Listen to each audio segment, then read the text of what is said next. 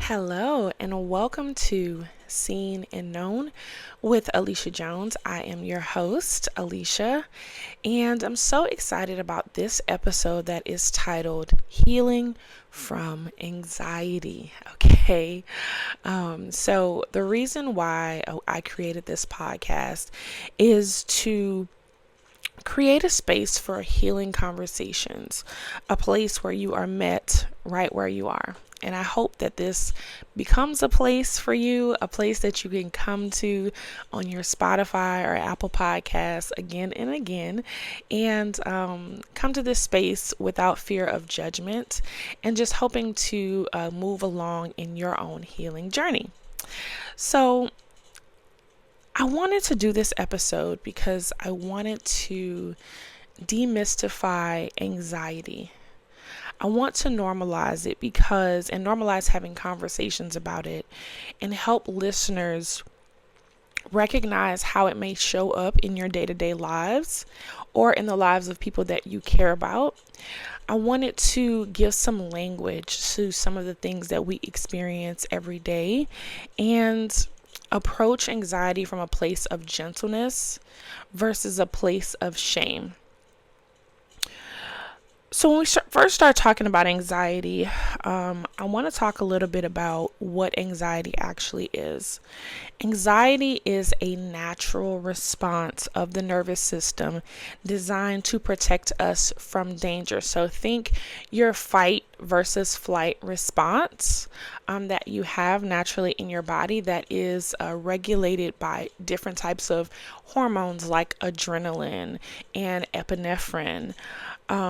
It also happens when the brain anticipates a threat, a real threat or a perceived threat, and signals the body to stay alert, to prepare, or to brace for impact.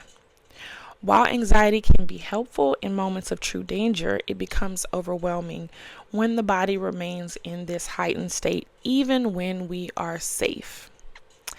So I want to tell you a little bit of my own journey and then talk about anxiety a little bit more. I think my entire life I have probably dealt with anxiety.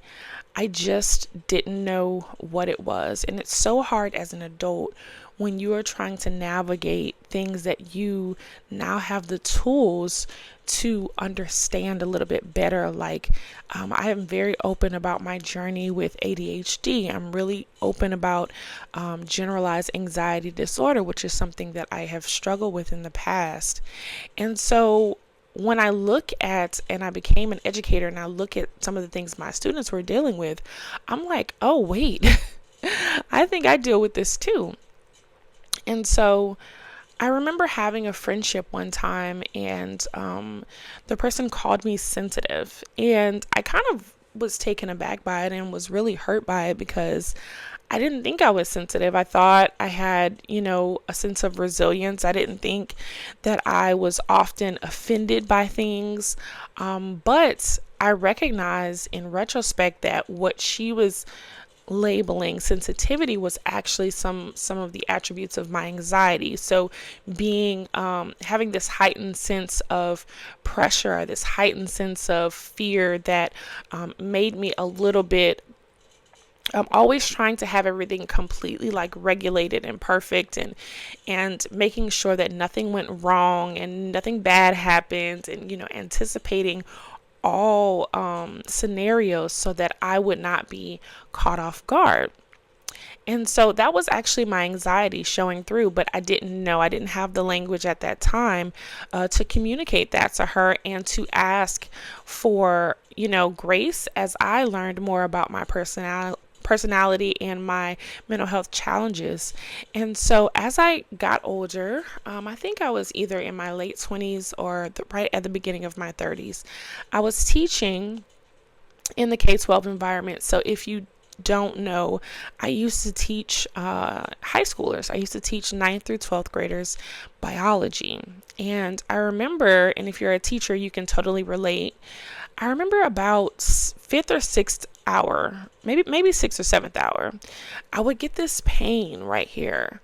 And it was hurting so bad. Like, it got to the point where I was like, I have to go to the doctor. I don't know what's going on. Every day around sixth hour, I'm starting to get this pain. You know how I knew it was the end of the day? Because I was getting this pain. And so when I went to the doctor, he asked me where I worked, and I told him, and he was like, yeah, I think this is anxiety. He was like, I actually treat a lot of people that work at this school. And so he told me how common it was for educators to suffer from anxiety, because especially if you work at a school that there's a lot of like fights or a lot of things like challenges with the students in regards to behavior, you know what I'm talking about. You can get in this sense of like flight all the time, and you have this very anxious state on top of other things that were going on in my life that were creating this anxious state where my cortisol was very high. I was very puffy, so I was holding inflammation, especially in my face and in my arms and in my lower stomach. So it wasn't just the pain and the panic attacks and things like that. It was the constant low grade like inflammation that I was having in my body, my cortisol constantly being elevated, not being able to sleep well, having insomnia. All of those things were a byproduct of this constant stress, this constant anxiety. And so I'm going to talk a little bit about the other manifestations of anxiety, the physical or what they call somatic symptoms, later on in this podcast. But that particular instance is what made me finally get treated for my anxiety, finally start taking medication, finally getting a diagnosis of generalized anxiety disorder, and not being afraid of that diagnosis. And once I was actually treated, and it wasn't just medication, it was other things as well, I started to see an improved a quality of life. And even just having the diagnosis and doing my own research allowed me to show up completely different as a parent, as a partner, as an employee. And so that diagnosis completely changed my life.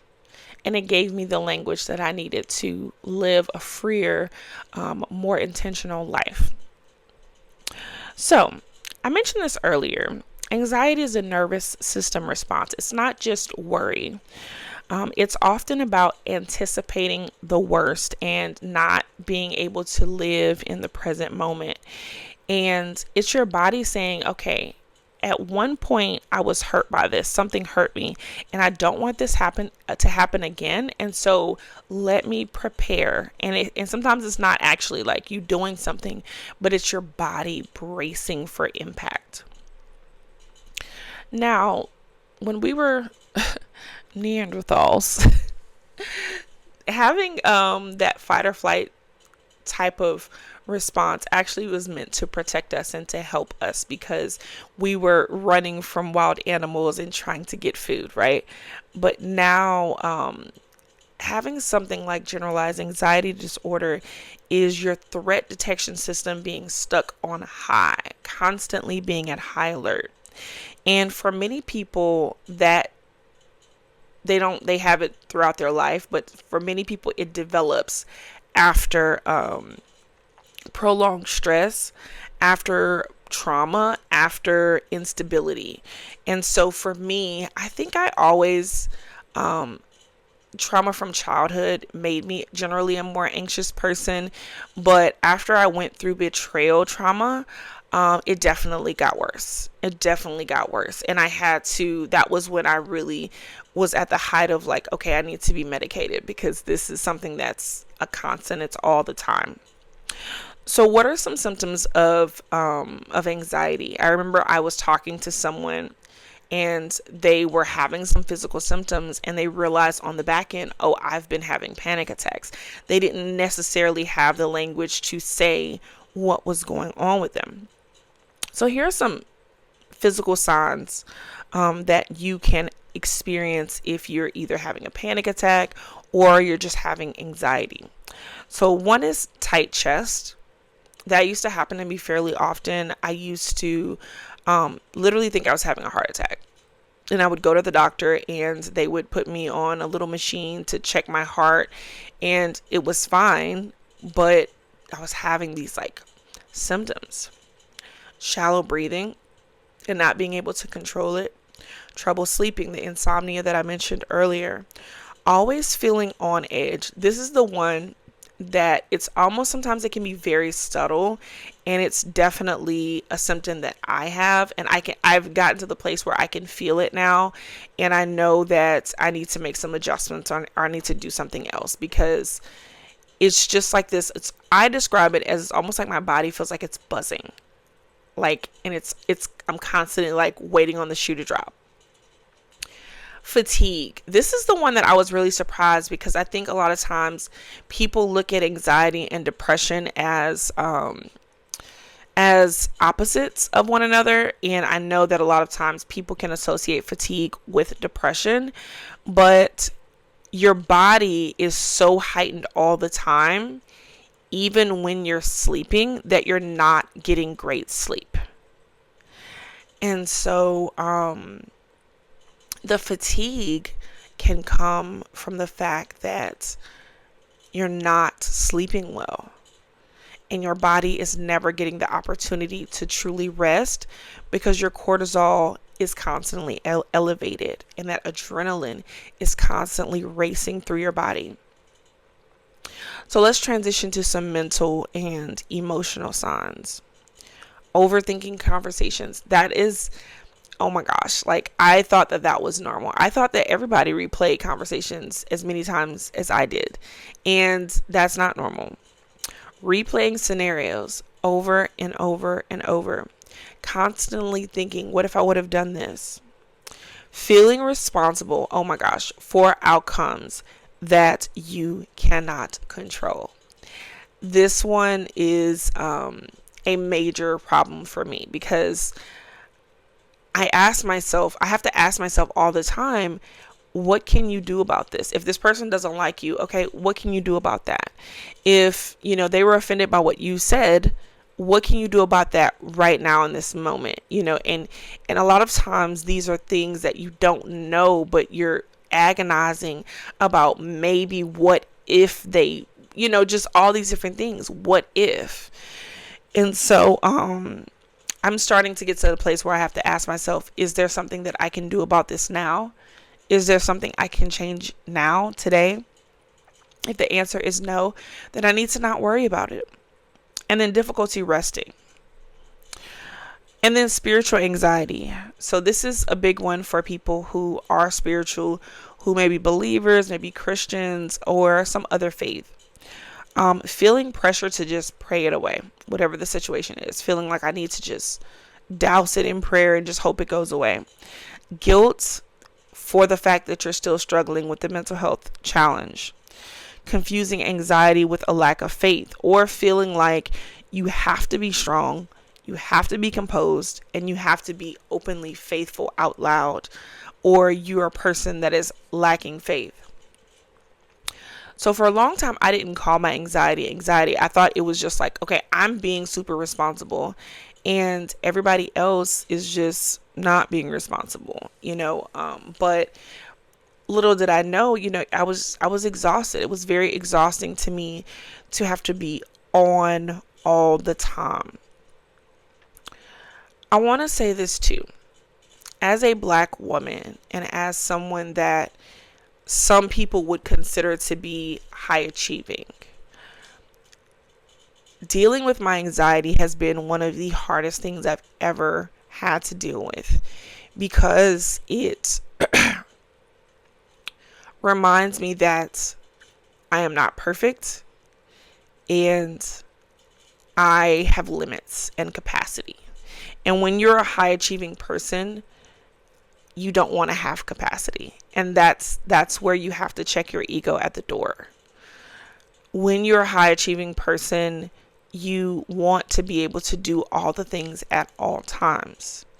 And the reality is that no one can be all things to all people. No one can do everything 100% perfect. And so when I accepted my anxiety and I accepted it as a part of me and a part of the way that I was made and wired, and it's the same thing with ADHD, I started to work with it versus working against it. I started making myself take magnesium at night. I started making myself go on walks every single day. I started making myself take baths and like release my muscles by using Epsom salt.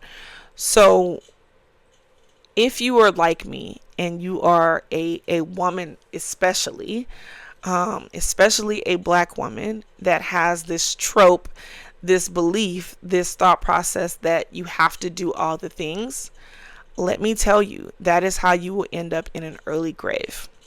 And I don't say that flippantly. I say that honestly, as someone who's been in the hospital, has had to go to after hours just because my anxiety was so bad or the stress was so much. You have to find a way to meet your needs and to recognize your own limits. So there have been many times in my life that I've realized, like, okay, this is something different. There was one time where my friend and I had went to my parents' house, and my uncle was being weird and didn't want my friend to stay at the family house that we have, and so we ended up having to get a hotel. And I remember going in the bathroom and being so overwhelmed, like sitting on the floor crying. And I think that anxiety can manifest different ways for different people. For me, I don't really cry very often. And so the very peak of me having a panic attack is me crying, is when I'm like crying, hyperventilating. And so I think a lot of times people see that as like, oh, this person is just emotional, or oh, they're just like freaking out, or oh, they're just this, without recognizing that it could be something deeper. And so in those moments, I think it's really important to name what you're feeling, or name what the fear is you're experiencing. Also learning to listen to what your body, and that is a big one, because I've gotten so sensitive to my body now, where I can recognize when I'm leading up to a panic attack. I start to feel that buzzing, that on edge feeling, and it grows and grows and grows. And so I have found ways to calm it and to slow my body down and to slow my thoughts down. The next thing is trying to figure out what am I afraid of. So I think that it's very easy to be very surface level with your fear. And I think that is the cowardly way out, but it is the most common way out, I feel. So, for example, and this is a part of the healing process for me, I remember there was a point where I was thinking about after my divorce, and I was thinking about me just having one daughter and having one child. And if you get to know me, you know that I love mothering and I love being a mother, and I would like to have more children one day. And so there was a reality that I was sitting with, that, okay, maybe having more children is not in the cards for you. And that was a fear. And that seems very, okay, that's very introspective of you. That's very whatever. But as I really dug deeper into that fear, I recognized that, okay, maybe you won't be chosen to be someone's wife again. Okay, that's deeper. that's a little bit deeper because that's about me now. And that's about my feelings of abandonment. And then when you go deeper, you say, oh, well, maybe I'm worthless. And so a lot of times when you're talking about naming the fear, you have to get curious about yourself and become very introspective versus what we normally do, which is suppressing the actual emotion that we're feeling, or just naming something, but naming something very surface level. Okay. So what can you do to heal? Because that's ultimately what this podcast is about. It's about finding the root of these issues and then learning how to treat them. And I am not a licensed therapist, nor am I a physician. So I cannot tell you how to treat your anxiety, or even if it is anxiety that you're experiencing. But what I can tell you are some things that worked for me, and you can work with your clinician to find a care plan that works for you. So the first thing I want to say is that healing does not mean you will never be anxious again. I wish, so wish that was the case, but it is not the case. It just means that my anxiety no longer tells me what to do.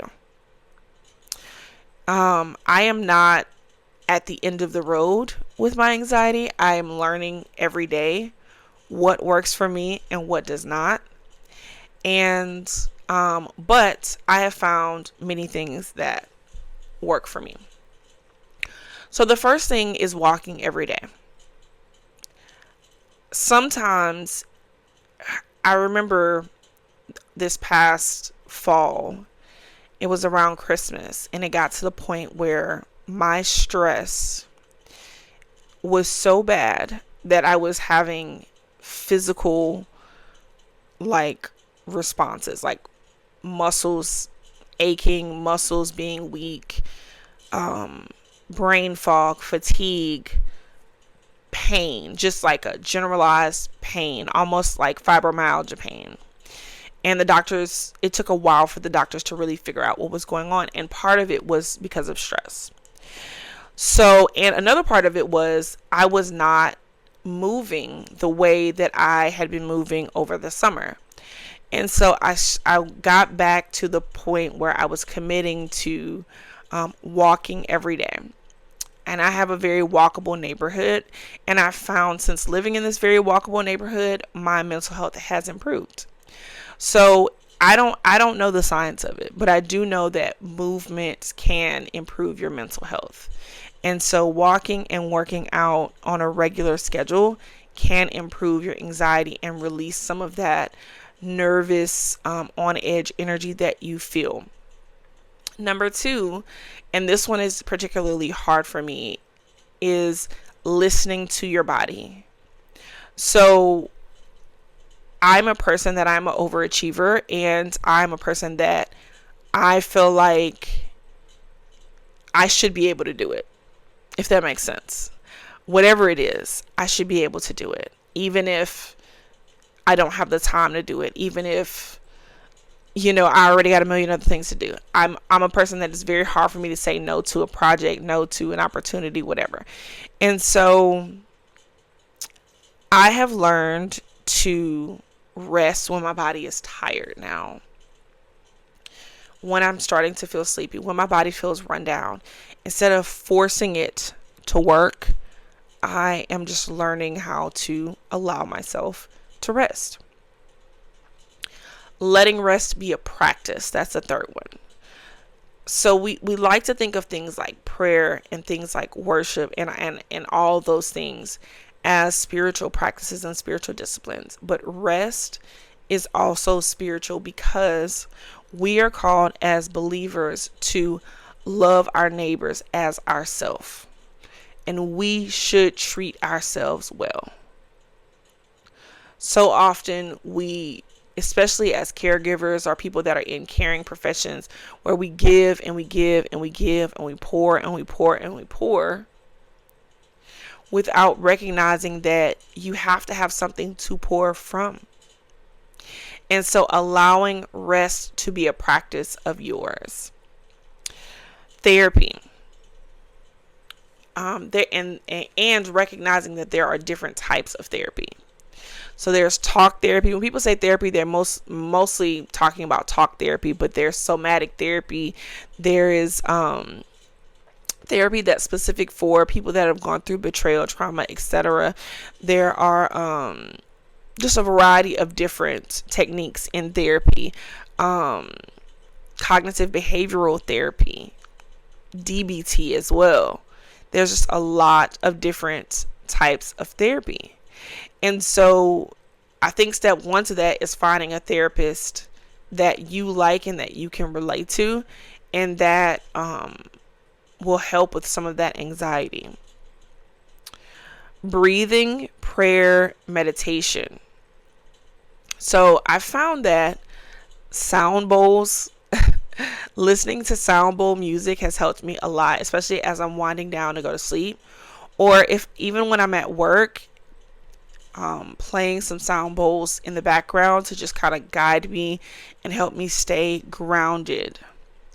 Praying in the morning, meditating, deep breaths early in the morning so that my nervous system can regulate, and especially if my heart has been racing all night or I've been anxious all night, just finding time to ground myself before I start my day. And then medication. So people feel differently about anxiety medication.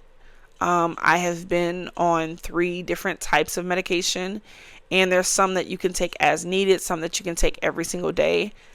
I only recently found a different medication that I feel like really, really works for me, that I take twice a day. And so, what I will say about medication is that sometimes you need it. And there's nothing wrong with admitting that you're struggling. And what I really appreciated about my physician was that he said within himself, he said, my wife has taken medication before, and I think it was Prozac. And he was saying that, it was during just a very anxious time in their lives. And so I think when we hear about about anxiety or depression medication, you think that it has to be forever, and it doesn't have to be forever. Sometimes there are times that are more anxiety inducing than others, or you start on the medication and then you learn some tools and some practices, and then you move on. You don't need it anymore. And so I will say, definitely, I didn't start taking medication until I was going through my divorce, and it was the most anxiety inducing time of my life for a lot of different reasons. Constant arguing, constant fighting, constant emotional turmoil within myself that I had to regulate. And so I just feel like you have to find the right situation and circumstance for you, and that's something that you need to talk to your doctor about. So your therapist or a psychiatrist or your actual general practitioner would be able to help you with the diagnosis and prescribe you medication if that is the best fit for you. And so I want to tell someone who might be listening to this episode and realizing some things about their own life for the very first time, that if you are struggling with anxiety, depression, or any type of mental health challenge, you're not broken. You're struggling. And if you would meet someone on the street that had a challenge or something that they were struggling with, you would not tell them that they were broken. So treat yourself with that same level of kindness. A lot of times when you've gone through traumatic things, especially as a child, your nervous system has learned and adapted to that sense of fear and that sense of instability. But now you have to teach your nervous system something else, and you're teaching it healing, and you're teaching it stability. And so here are my call to actions for my listeners. If you feel like you have been anxious, I want you to start journaling ways that anxiety is showing up in your day-to-day life. If you know someone who might be struggling, you can absolutely share this episode with them just to let them know that they are not alone and other people are experiencing the same thing. And then the last thing I want you to do is take some time out of your schedule to sit with God. Sit with God and tell him the things that you're anxious about. And I will say too, for myself, my life changed when I truly started surrendering my future to God. It got to the point where I said, Lord, you're going to have to fix this. I cannot. I can't fix my finances. I can't fix my relationships. I can't fix the fact that my heart is broken. I'm going to need you to fix it. And I promise you that he is faithful, that he will do it. And he will show you the way out. And sometimes the way out is with the help of physicians and medication and therapy and walking and all these different things. But he is not a God that is not good enough to meet your needs. And so I hope this episode was helpful to you. I hope it helped you see anxiety in a brand new way. And I hope that you can like this video and like this podcast. And of course, subscribe wherever you get your podcasts.